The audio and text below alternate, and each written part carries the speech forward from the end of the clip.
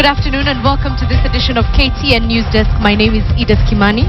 And my name is Boni Tunya. We got you covered in 30 minutes. We'll be giving you an update on the second day of the nationwide teachers' strike. We also give you the details of Obama's visit in Africa, which officially kicks off today. We'll tell you where he's going and why he's expected to go to those particular regions. Stay tuned for these details.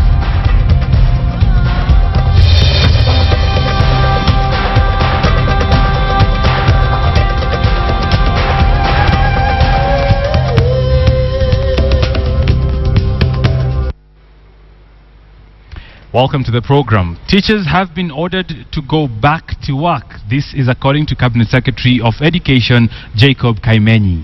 The government will not dialogue with the people on the street, according to Kaimenyi, and he says that teachers are not open to dialogue. Now, the legal notice of 16 of 2003 negated the legal notice of 1997, which means in the meantime there will be a recruitment of teachers, which will ease the shortage of teachers. The remarks by the Cabinet Secretary came even as learning in public schools continued to be paralyzed for the second day following a nationwide teachers' strike. This cartoon, published in one of the local dailies, perhaps sums up the history of the teachers' strike. Right, and we are staying with the matter of the teachers' strike. It is day 2 and children are at home across the country, no teachers in the classrooms, and I'm now joined by an educationist to just paint a different kind of picture in regards to this particular matter. I'm now joined by Janet Ouko from our City Center studios. Good afternoon, Janet. Good afternoon to you. Right, Janet, we're on day 2 of the teachers' strike. From where you sit as an educationist, are their demands valid? Well, looking at what the teachers have been tabling, yes, they have an issue. They need to be given some audience because the demands are dating back 1997, and it's only fair that the government gives some ear to the teachers and really deliver to them the promise that the same government of Kenya promised to the teachers.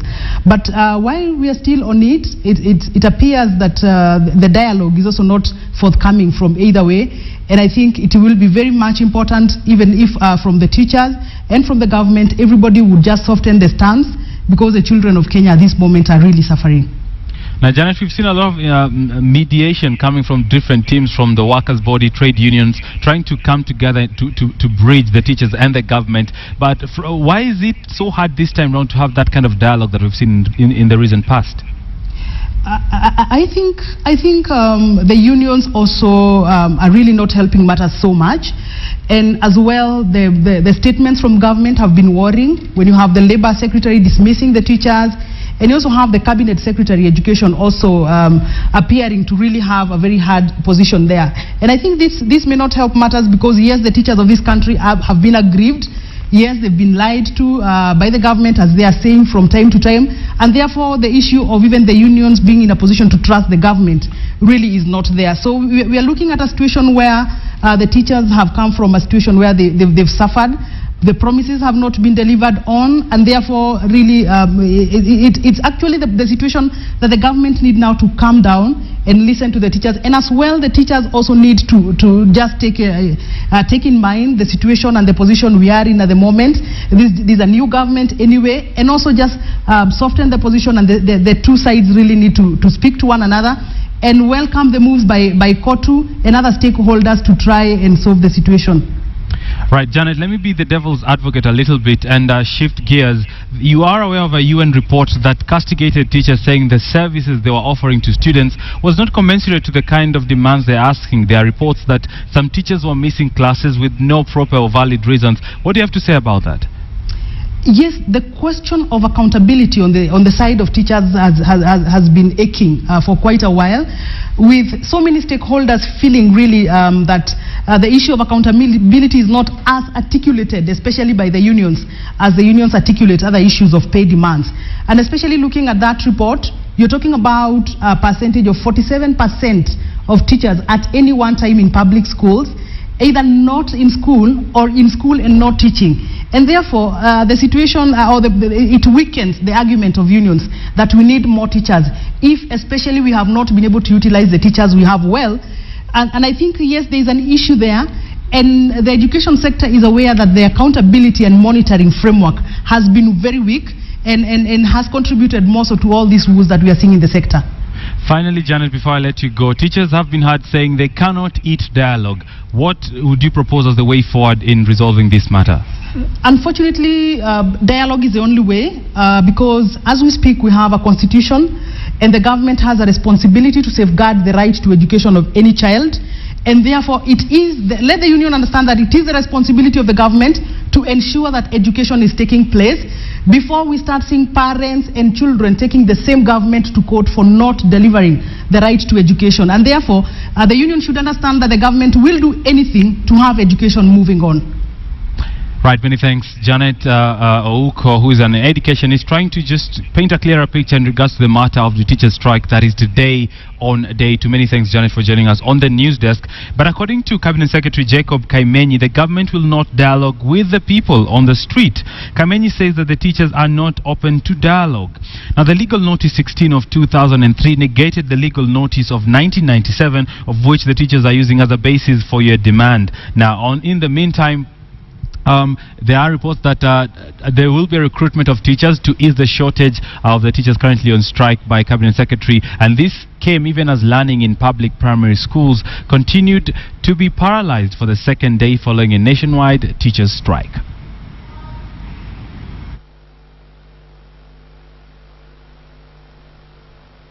You have read, you have heard, children are not learning in quite a good number of schools. And I just want to appeal to all of us, including the press, members of the fourth estate, you appeal to our teachers to go back to class. Why am I saying this? The truth of the matter, and I've said it so many times, what they are raising, their concerns, especially with regard to legal notice 534 of 1997 with regard to salaries, harmonized house allowances and other allowances have been addressed, that I can tell you. And therefore, some of the issues they are raising, and we have said it, some of the allowances are new. We have priorities, and priorities can't have one priority, Jermaine. We have several priorities, all of us, as individuals and as a nation. One of them is laptops, for example. The other one is, of course, recruitment of teachers, which we have done. We have set aside 3.9 billion to employ new teachers. That's number one. The other one is laptops. Why laptops as a priority? Because we want to invest in the future of our children. And one way of investing in the future of our children is to make them ICT literate. This is what is happening all over the world. Why we want to be referred to as third world country, fifth? Why? I don't know. Because really, if you want efficiency, effectiveness to be injected into the education system, then we have no choice but to integrate ICT in the education system. Well, as the teachers try and get a consensus with the government, there seems to be a sort of cold war emerging between the Coalition for Reforms and Democracy, or CORD, and the National Alliance. Now, CORD is asking TNA to keep off affairs of CORD and concentrate on their campaigns for the upcoming Makueni Senate seat by-election. Addressing the press at the Senate, Kitui County Senator David Musila says TNA was misguided to assume that Kethi Kilonzo, who is CORD's candidate in the upcoming by-election, was not a registered voter. Now, Musila says they have no business to prove Kethi's eligibility to vie for the seat to TNA, saying it was a mandate of the IEBC to clear the candidates. It is not their business to decide who is qualified or is not qualified. It is the business of the IEBC, and we think IEBC are capable of deciding those who are qualified to stand and those who are not. The allegation that Wiper was forcing the candidature on Kethi is completely unfounded. She's a mature person, she's an intelligent person. No one could have forced her to be a candidate. Still on that upcoming by-election in Makueni, the Jubilee Alliance has today unveiled Professor Philip Kaloki as the candidate for the Makueni Senate seat. Professor Kaloki, who vied for the Makueni governor's seat in the previous elections on a Wiper ticket and lost, says his move to the ruling coalition is to ease resource mobilization within the county. Now running on a NARC ticket, Kaloki says that he has what it takes to challenge CORD's Kethi Kilonzo in the race and vows to bring development in the region. This is not coming from me. Definitely our people are telling me that with the leaders that we can work together with them, and the support is there, and we'll be able to win this seat for the sake of development in our county. Currently I'm supporting Philip Kaloki on a ticket of Jubilee.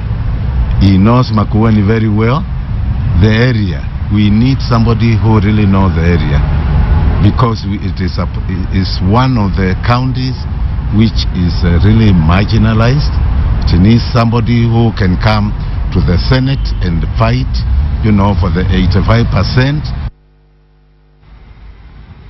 Away from politics, hundreds of families have been left homeless after a fire razed down their houses in Bombolulu area of Kibera yesterday.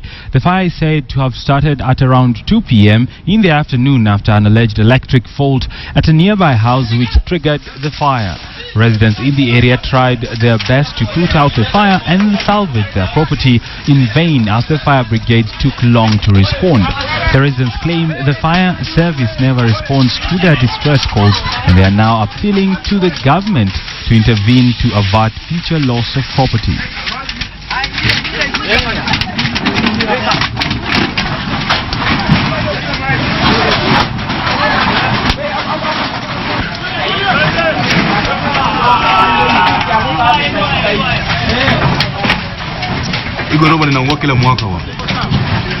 Tukasikia moto imelipuka. Sasa tulishindwa chanzo cha moto imetokea wapi. Ililipuka tu na ikaanza kuwaka na ikakataa kuzimika. Sasa juu tuko na vijana hapa wanasaidiaga sana, waliteremka mbio sana na wakaendelea kuzima hiyo moto. Zima moto wako hawezi kimbia wakuja watusaidie. Mimi nimepigiwa simu, nyumba inachomeka huko kwenye, nakimbia kukuja nikazana vunjeni hii pipe tuchote maji ndio at least nisaidie, lakini wamama na vijana wa Kibera wamezima hata wazima moto. Internationally, the world is watching and everyone seems to have held their breath because it is yet another day for Nelson Mandela in hospital, and his condition remains critical as President Jacob Zuma asks the world to keep him in their prayers. And prayers it continues to be for the icon that inspires both young and old. Joy Doreen Bira has more on Madiba's health. In South Africa, some citizens are coming to terms with the fact that Nelson Mandela's health is waning. Messages of support have been pouring in for weeks now. The anti-apartheid icon has inspired generations, both young and old. If Mandela passes away, it'll be not only a loss to his family and not only a loss to South Africa, but a loss to the whole world, because he, didn't fight for only the blacks. He fought for every race to have freedom in this world. Mandela's condition in the recent days has gone from serious but stable to critical, leaving the entire world in a prayerful mood for the 94-year-old. We've been so united, black and white together. That's the thought of Mandela in us, because we see us as one. We are so united. We love each other. That's it. That's through the spirit of Ubuntu of Mandela. We're asking for divine intervention, for God to touch him. Mr. Mandela set the example what forgiveness is all about. That we must not bear grudges. And that there must be a future for everybody. Amen. This is the word of the Lord. Nelson Mandela has battled with lung infections from the time he was jailed in Robben Island. The South African icon is spending his third week in hospital. Joy Doreen Bira, KTN. Right, and we join with Africa as we continue to pray for the anti-apartheid icon Nelson Mandela. But to yet another story that is making headlines internationally, President Barack Obama begins his week-long tour to Africa today, in which he is scheduled to visit 3 African states. Obama will begin his trip in Senegal, then South Africa, before wrapping it up in Tanzania. Now, in this tour, obviously, he's going to skip the motherland of Kenya, and the three nations which he is visiting are supposedly key partners to the United States. And Obama's visit is angled towards advancing trade and investment ties with the African nations. In Senegal, the U.S. president will meet 11 chief justices from across the continent to engage in expanding democratization space in Africa. Kenya's Chief Justice Willy Mutunga is among those expected to meet with Obama on Saturday. Now, the U.S. President goes down to South Africa, where he will visit, among other places, Robben Island, where the ailing South African icon Nelson Mandela was jailed. Nonetheless, Obama will not have the chance to see Mandela with the South African foreign minister, saying that Mandela is indisposed. Now, Obama will wrap his African tour in Tanzania, where he has invited leading African business magnates for a discussion, an offer which has been turned down by Kenyan businessman Chris Kirubi. Very quickly, let's go to what is happening in the world of business. We'll start with factors to watch in the African markets, and we'll start with Nairobi, where Kenya will repeal a law passed last year requiring mining firms to have 35% local shareholding after foreign investors warned it could choke off the East African nation's emerging mining industry. Still closer home, East African, let's go to Uganda, where Uganda has agreed to plan to build a pipeline from its oil fields in a port being developed in Kenya's northern coast. Now, Uganda's foreign minister has confirmed this. Elsewhere, Zambia's bond and derivatives exchange will start trading currencies futures in July after the government required mining companies and their exporters to write their contractors in the domestic kwacha. Down south, in South Africa's rand weakened against the dollar on Tuesday as offshore investors offloaded some local debt, and after positive U.S. home sales data supported the greenback. Now, South African stock led by the blue chip retail shares such as Truworths rose on Tuesday in line with a global rebound after reports of manufacturing, business spending and housing adding signs of a pickup in the U.S. economic activity. Now, in Nigeria, cocoa-producing Osun State plans to issue Nigeria's first Sukuk bond, starting with 10 billion naira, which is about $62 million before the end of July. And Senegal is likely to issue a $500 million bond, 10-year Euro bond, this year at an interest rate of about 6%. Now, the International Monetary Fund said in a report on Tuesday. Finally, state-run Oil India in Mozambique said on Tuesday its consortium with another Indian state company, ONGC, has signed an agreement to buy 10% stake in a Mozambique gas field from India's Videocon Group for just about $2.48 billion. Right, let's come back home. And in Nairobi, the country's apex social security schemes have been accused of being insensitive to the needs of the people by failing to adjust to the changing times. Now, as a result, pensioners in the country are subjected to old age poverty. National Social Security Fund and the National Hospital Insurance firms should therefore be reformed to ensure they start providing the needed leadership and services needed by the Kenyan people. I need not belabor the point about how our apex organization, the NSSF, which many of the people rely on, have had, the money there squandered. And, for us, it's not big deal. We don't seem to realize the implications in terms of the well-being of the people. So everything passes, and we allow such kind of, crimes against large populations of our people just to pass by. You mentioned NSSF, and there's NHIF. All these are institutions that are supposed to have, or were created so that they could take care of all of us in our old age. But they have failed. The government is looking very seriously at reforming the NSSF and NHIF so that they're able to provide the kind of comfort and security to citizens that they're supposed to have done. To a did you know fact of the day, did you know that before the eraser was invented, white bread was used to remove pencil marks? How cool is that? Waste of food. I'm Edith Kimani. I'll see you all at 9:30. My name is Bonitunya. Good afternoon.